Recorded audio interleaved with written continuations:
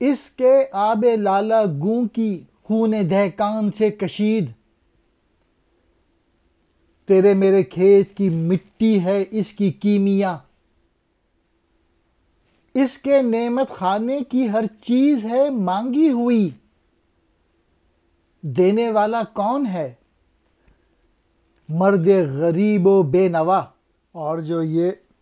سرخ شراب پیتا ہے، یعنی یہ جو اچھی اچھی چیزیں کھاتا ہے اور جو پیتا ہے، یہ اصل میں کسان کے خون سے نچوڑی ہوئی ہے، یعنی کسان کی جو فصل ہے اس کا ایک حصہ جو ہے خراج کے طور پہ رکھ لیتا ہے یہ زمیندار،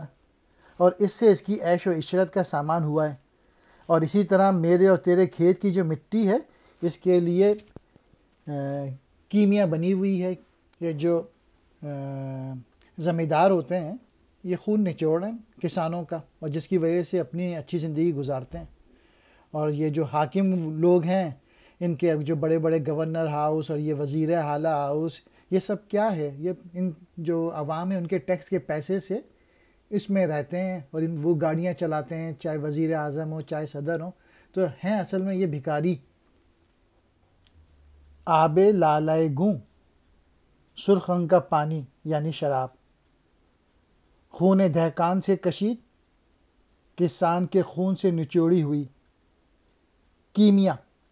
وہ شے جس سے کسی دھات کو سونے میں بدلا جاتا ہے، نعمت خانہ، وہ گھر جہاں ہر صورت سہولت موجود ہو، غریب و بے نوا، بے بس و لاچار یعنی انتہائی غریب۔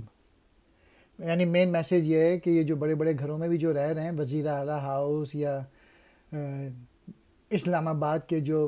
سارے مکان میں جو جا کے ممبر اسمبلی رہتے ہیں، وہ جو غریب لوگ ہیں ان کے خون پیسے کا جو ٹیکس ہوتا ہے اس سے جا کے یہ لوگ رہتے ہیں۔ تو ان کو بڑے شان سے نہیں دیکھنا چاہیے، یہ کوئی بہت بڑے لوگ ہیں، یہ بھی فقیر ہی ہیں، مانگی ہوئی چیز پہ زندگی گزار رہے ہیں، چاہے ووٹ ہوں